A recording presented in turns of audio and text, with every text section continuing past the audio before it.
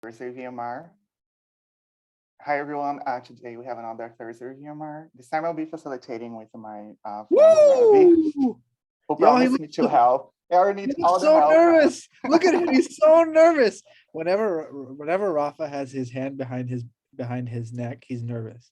That's true. So That's true. team, how do we make Rafa less nervous? Let's show him some love. So if you're at your computer on your phone, send Rafa a little heart emoji, please. We're all here for him. Wow, look at that, Rafa. Look, my Zoom screen is blowing up. Thank everyone. Please also send help in the chat to the discussion. It's much appreciated. Yeah. Oh, look at that love, Rafa. Look at that love. Lovely people. Any one of you have a case to present to Rafa today? Any case? Woo! Look at you, Rafa, record time. Syed, you're a gem of a human being. For those of you who have not met Syed, do you want to unmute and reintroduce yourself? Hello, everyone. I'm Sayed Sina from Iran, and I'm a general practitioner currently. Sayed, it's so nice to see you again. I first met you on Global VMR and was wowed by your thoughtfulness and your medical acumen. And I think Syed watches every single VMR on YouTube. That's the vibe. That's the vibe I get. Does he leave a like though? Every time, every time. Every time. Really appreciate that. Well, thank you for presenting today. And with that, we'll take over the whiteboard and learn from the majestic Rafa Medina.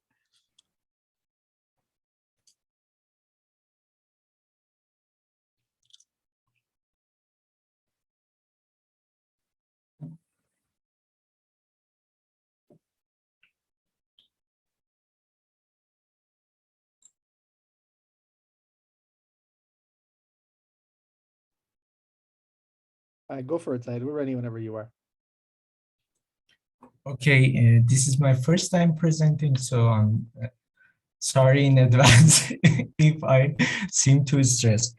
This is a very short case, but I think it holds some very interesting value, and I think that this would be very fit for this 30-minute session. So the patient is a 25-year-old male with skin lesions and oral lesions from 2 days ago. They got worse today, and that's why he has come to your office. I stop there. Okay, a lot of firsts here. It's my first time co-discussing with Ravi, so we're all pretty much on the same page. So this is a 25-year-old male with skin and oral lesions for 2 days. Okay, so when I try to have like this Venn diagram of skin and oral lesions, first thing that comes to my mind are autoimmune disease. For example, lupus. Lupus can manifest as certain types of skin lesions, especially photosensitivity lesions, and also those ulcers. I also think about other autoimmune diseases such as Behçet. I don't know if I'm pronouncing this correctly. I also think about things like, let's see, malignancy, maybe someone also said like, really like this thought, medication side effects. What else comes to your mind, Ravi? Well, thank you so much. By the way, how did that feel to discuss that? That's a hard, that's a hard aliquot to take on. How did that feel?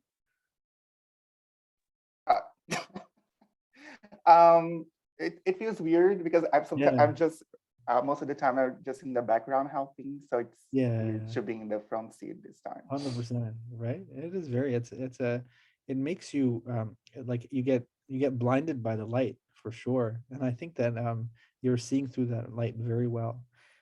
I'm curious. I don't know what I would do, but I'm curious if you just, Rafa, if you just close your eyes and picture that this patient is in front of you.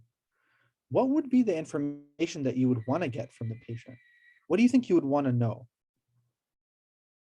Oh, I would love to know which type of skin lesions. Yeah, Like it's a macula, it's a papilla, if beautiful. it's growing, if it's Mhm. not, if it's disseminated, or if it's only one place or Yeah, not.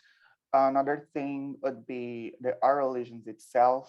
yeah, Depending on the way that the where the lesion are, you think yeah, about certain things like in the gingiva or maybe in the tongue.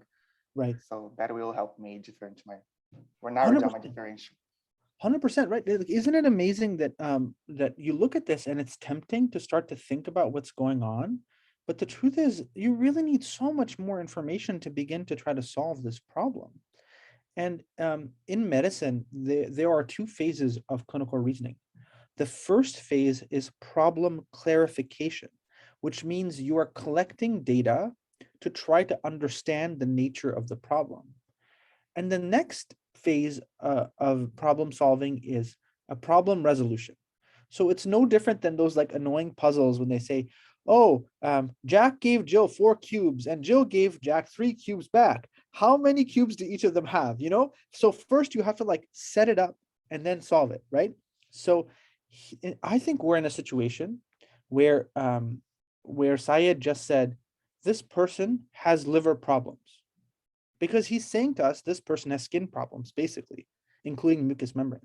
And you want to know, what is the AST, what is the ALT, what is the ALK-Phos, what is the bilirubin, what is the INR, is there portal hypertension? So right now, honestly, when I see this, no single diagnosis came to mind. The only thing that came to my mind is I need more information. And the information that you said is exactly right. And if I were to summarize it, we need to know the width of the rash, where does it go? And we need to know the depth of the rash, how deep does it go? And then 3, we need to know the morphological appearance. So those 3 things are necessary to clarify the problem and then solve it. So how far across the skin and the oral mucosa, how deep, what does it look like? And then most important of all, does this need an internal medicine doctor? If there is dyspnea or diarrhea or a headache, that changes the landscape tremendously. So whenever you hear of a rash, 4 things: width, depth, appearance, and are there any visceral symptoms? Before that, don't even try to solve it, honestly. It's way, way, way too hard a problem to solve. Unless you're the brilliant Rafa Medina and you might have already said the answer right now. We'll see. All right, Syed, give us more information, please. Okay, to elaborate, as I said, the rashes started from 2 days ago, and they've gotten worse, and that is the reason that he is referring now. And there are mostly no other associated symptoms, and the rashes are burning and itching, and they're not associated with any fevers. No medical past history, no meds, no family story, social history. He lives by himself, and no recent travels, no insect bite that he's aware of, and he doesn't smoke. No known allergies. I'll give you the vitals, and then if it's okay, in the next aliquot, I will show you the lesions themselves. Or if you want, I can share the screen right now and show you the skins right now. Whatever you prefer, They're, Syed, honestly, whatever you they're prefer. HIPAA compliant. I mean, Yeah, of course. Yeah, perfect. yes, no problem. The vitals are, everything is normal. Temperature normal, heart rate normal, everything is normal actually. If you want in this aliquot, I can give it. If next aliquot, it's okay.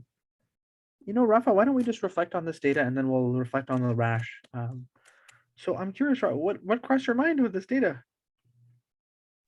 If there's no associated symptoms with this rash, like you said, like no systemic symptoms like fever or neurological deficits, vasculitis becomes much lower in my differential. I would expect something else out of it.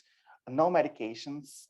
So medications is pretty much, unless this patient takes like over-the-counter medications or herbal supplements. That would be interesting to know.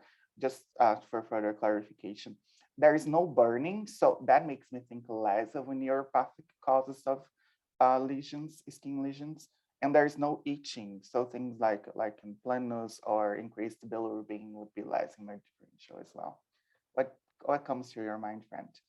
No, nothing else. I think that's spot on. It's so helpful when you see no medication list, but I love the caveat that you're saying. Just because he has no prescribed medications doesn't mean he has medications inside his body. I think that he had no fever, no associated symptoms, but he did in fact have burning, itching.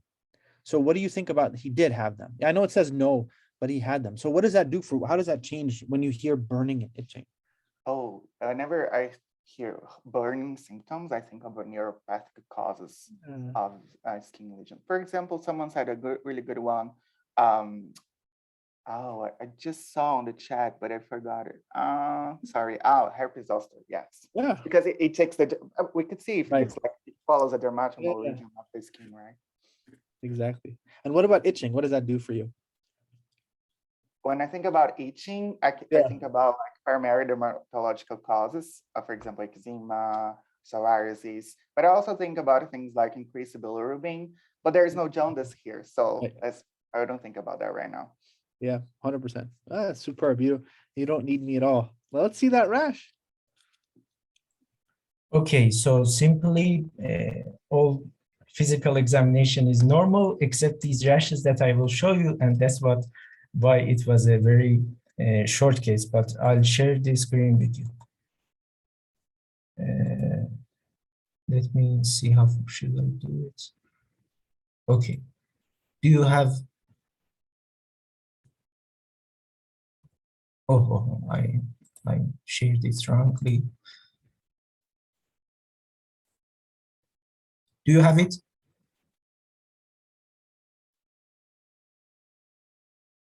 Yes, we see the folder that you have with many pictures inside. Do you see the pictures? They're very small, so if you don't mind opening the picture. I have opened them, but we just see the folder of downloads. That's all. We don't see the picture. So what should I do? I would just maybe click the picture and try to share each picture. Okay, let me see. Yeah. Sorry for this. This is my first time. Even if this was your 100th time, this is a very hard thing to do. Hopefully we'll get you to 100 times presenting. Maybe that should be our goal after today. Here I see. Okay, do you see now? Yes. Ooh. Okay. This is the axillary part. I move closer. Whoa. Let me go to the next. Yeah. This is behind his neck. Yeah. Again, axillary from near distance. Wow. And these are the oral lesions. That is for the next allocat, and that is the last. Wow. Shall I stop it? Yeah, if you don't mind, maybe just leave this picture here. It's okay, so people who are maybe on their phone just looking now. Thank you, Syed. Okay, this picture is better. Perfect.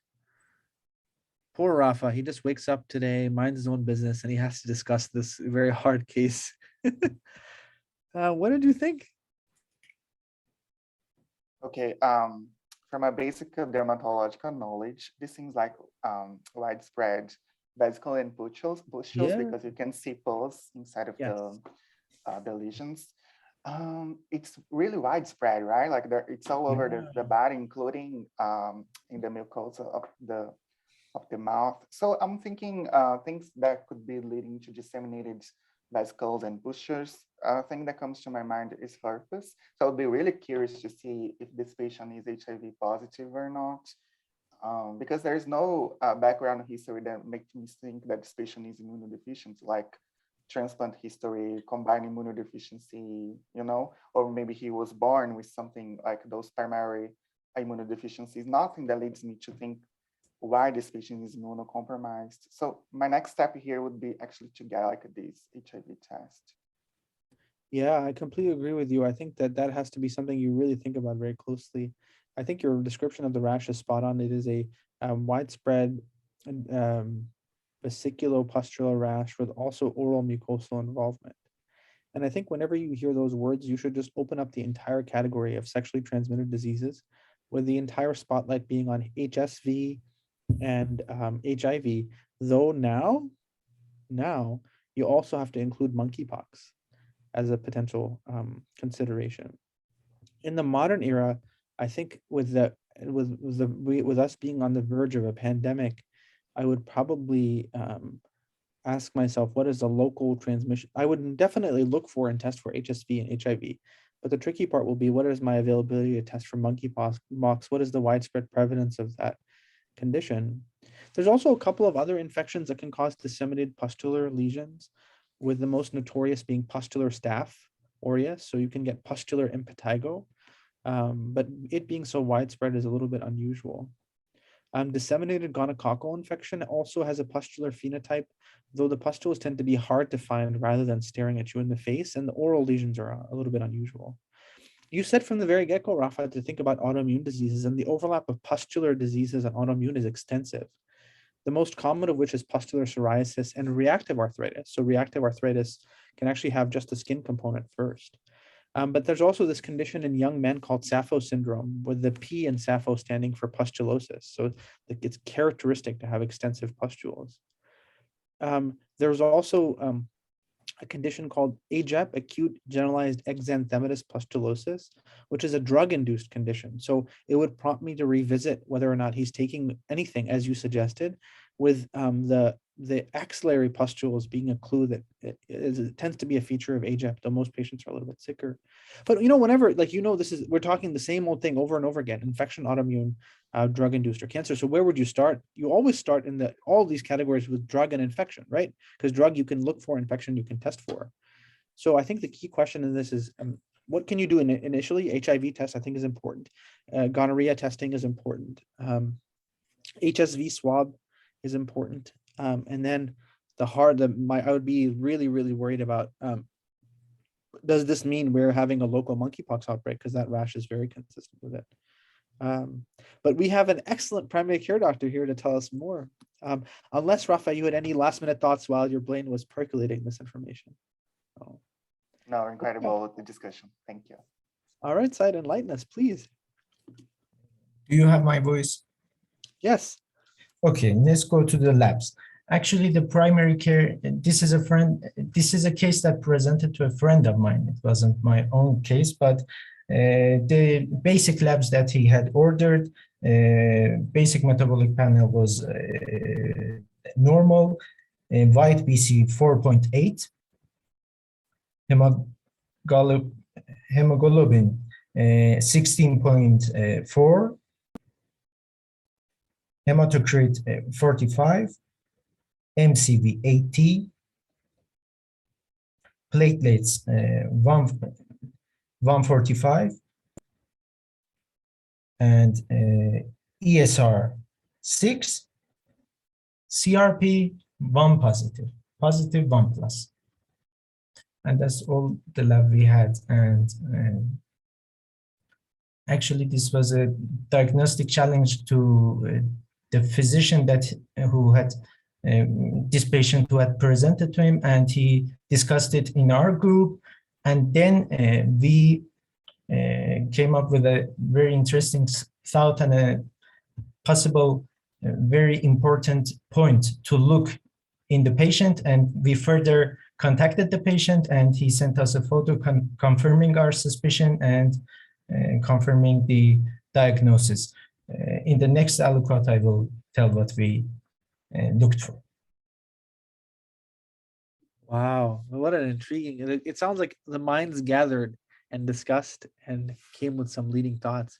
Rafa, it's very hard for one person to replace many minds, especially minds that include Syed. But I'm curious what thoughts you had or what crossed your mind, or even just emphasizing the pertinent negatives here. What do you think jumps out to you? Just one question. Is this hemoglobin elevated or normal?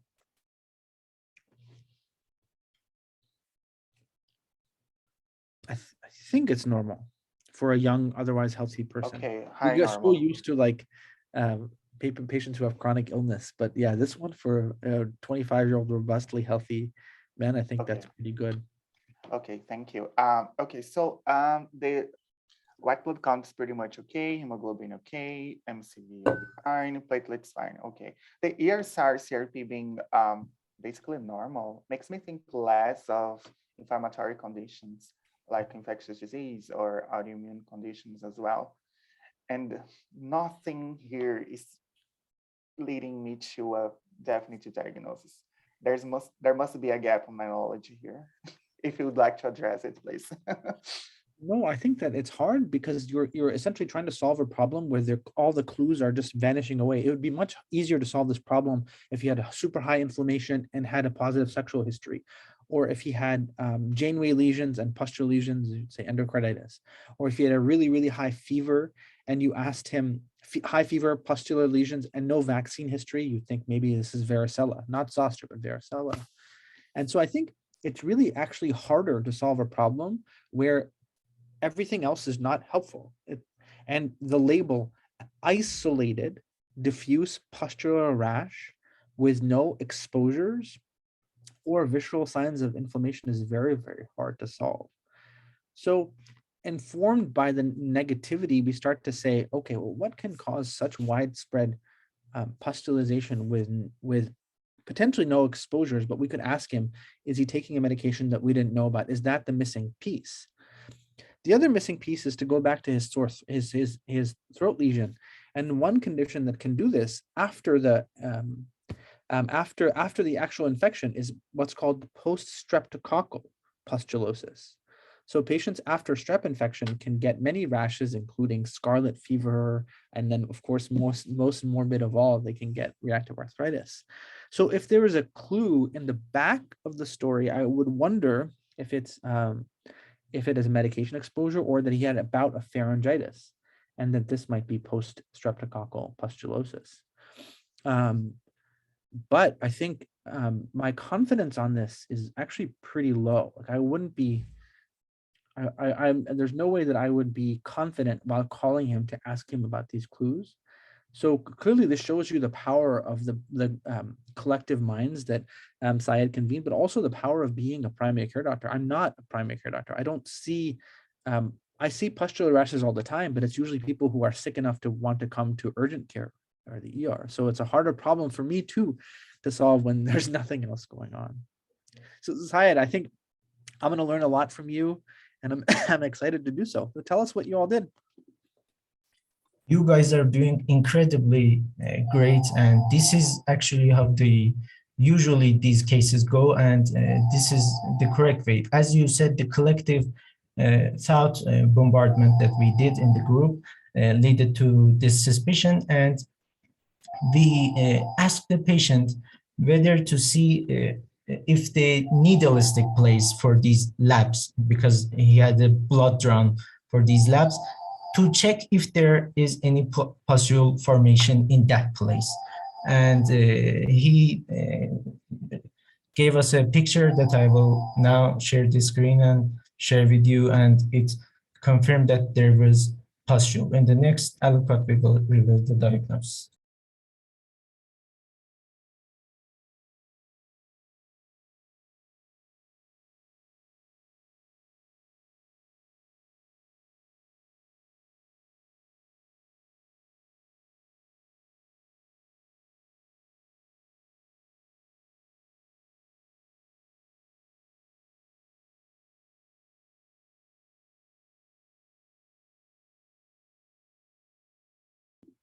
So this is at the site of his IV, is that right? Or his peripheral poke for blood, huh? Wow. Incredible. I'm just in awe of you guys. This is such a smart move to do. Rafa, this is one of those things that you either know it or you don't know it. And I hope you don't know it, because if you don't know it, you'll remember it for the rest of your life after Syed teaches you this. So does this trigger any associations for you? So somebody develops an issue around, and so he was poked and develops a reaction around the needle that he was poked. The medical term for this is pathergy. Does that trigger anything for you? Hint, you actually already said the answer in aliquot 1, by the way. I It's think. Boucher, right? Yes. Yeah, just to practice for everybody, because we should try to practice every time. Do you know of anything else that causes pathergy? Sweet syndrome. Yeah, beautiful. So there's the DDX for pathergy is not that much. And it really is a lot of autoimmune diseases, I think, is a short takeaway, with Behçet's being the most notorious. I would just emphasize that a negative pathergy does not rule out Behçet's, especially non-endemic Behçet's. So Behçet's in non-endemic regions, most patients don't have as much pathergy. But presuming this is a case in Iran, another endemic region for Behçet's, it's a very helpful case.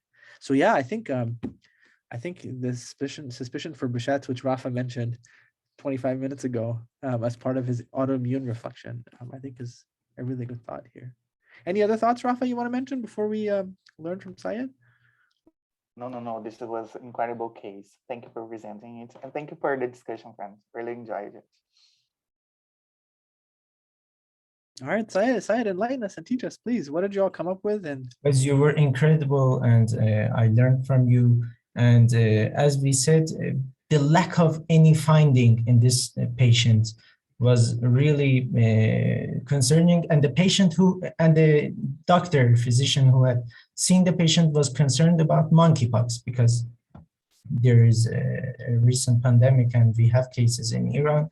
And that's why he shared it in the group. And I had a recency bias. I recently had reviewed a case in New England Journal of Medicine. It was an interactive case, and I had this in my mind. And the moment he presented, my mind went over it, because as we all know, it needs. First, I should tell you that. Sorry about the noise in the background. The first thing is that the diagnosis is usually delayed, and after many years we may have a diagnosis, and that's because the self resolution of the symptoms after some it's time limited, and it gets well even if the patient doesn't use any medication. And the criteria for it is completely clinical, and we don't have any laboratory or imaging in the criteria. And the criteria is recurrent oral aphthous plus two of any followings: positive pathergy-like test in the needle-stick place that we had in this patient, skin lesions like the acneiform lesions that we had exactly in this patient, and some other skin lesions we could have. Erythema nodosum is a very interesting finding in these patients, and either recurrent genital ulcers. The only problem in this patient that we had was that it wasn't recurrent. It wasn't recurrent. And sometimes we don't need to wait for some symptoms to be recurrent.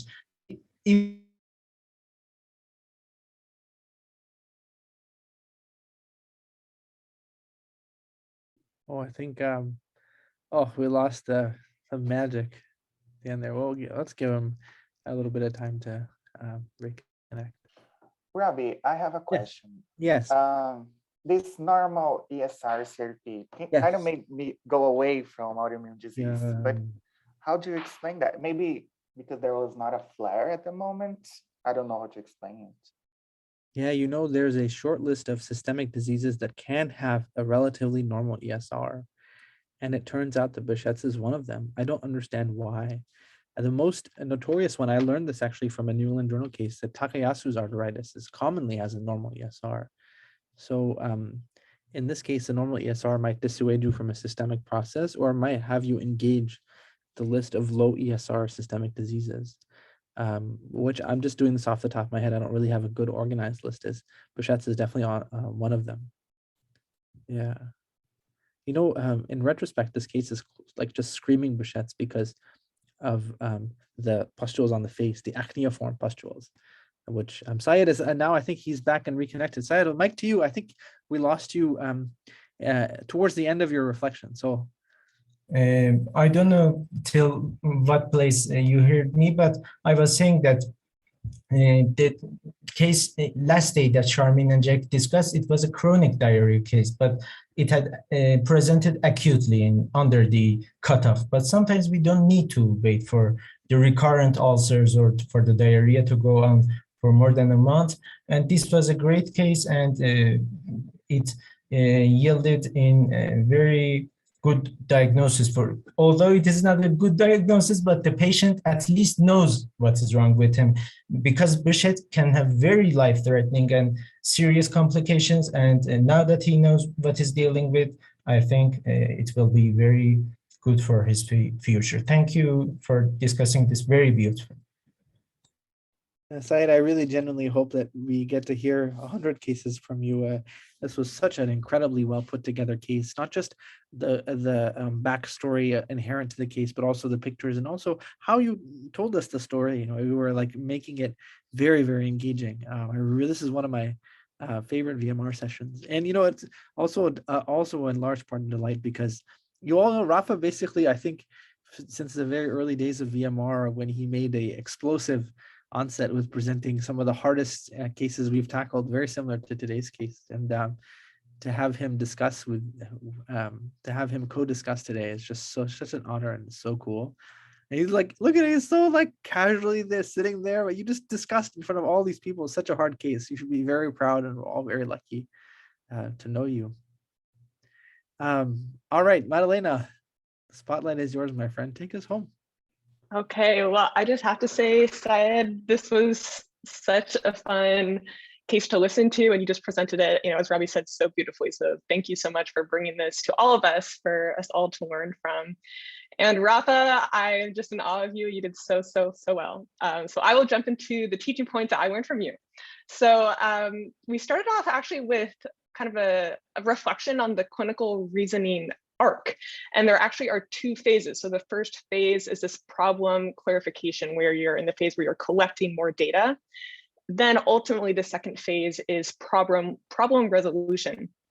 And when we got the chief concern of skin and oral lesions, we talked about the additional information that we would want to gather, you know, in the problem clarification phase before we start solving the problem.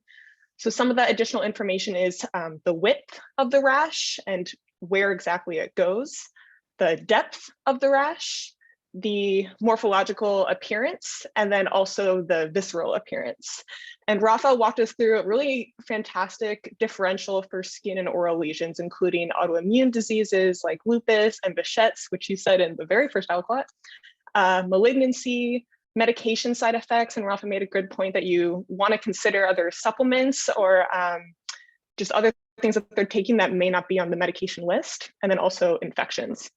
And when we got some further descriptors of the rash, so the fact that it was burning, we started considering neuropathic causes, so things like zoster. And then the fact that it was itchy, we also considered things like eczema, even things like increased bilirubin, but that's less likely because there is no jaundice in this case. And then ultimately, when Syed showed us the photos, we described this as disseminated pustules and vesicles with oral mucosal involvement. So we walked through a discussion of some sexually transmitted infections that can present like this, including HSV, HIV, monkeypox, especially during this current time, pustular staph aureus, and disseminated gonococcal infection. And we also talked about a differential of the overlap between autoimmune diseases and pustular rash. So things like pustular psoriasis, reactive arthritis, Sappho syndrome, which I had never heard of. And then lastly, in the final aliquot, when we saw the positive pathergy test, we talked about how really that's really clues you into some specific autoimmune diseases, most notably Behçet's, but also sweet disease and pyoderma gangrenosum. And Syed gave us some really amazing teaching points of Behçet's. So he taught us that the diagnosis is usually clinical and that it often presents with these recurrent oral ulcers. And then two of the following, so a positive pathergy test, these acneiform skin lesions, recurrent genital ulcers, and interestingly, it can have a normal ESR. So thank you all so much. It was really a phenomenal VMR. Absolutely superb. I don't know how you like flow. Like, I feel like when we're doing the teaching points, it's like sporadic. Like, we don't know when you're making a teaching point, and for you to capture them all and add to them and to like organize them in a way that is linear and cohesive, like it just makes us feel like way better teachers than I think we actually delivered in the moment. So really, really grateful for you to do that. You guys All are right, great teachers too. I appreciate that very much. All right, y'all. Thank you again, Saya. This is an absolute delight. We really hope that you can get your local friends and their minds on VMR in the future. Really hope so. But you should definitely send them this video. I think them seeing your presentation of your colleague's case is a real treat. All right, everyone. See you soon. Bye.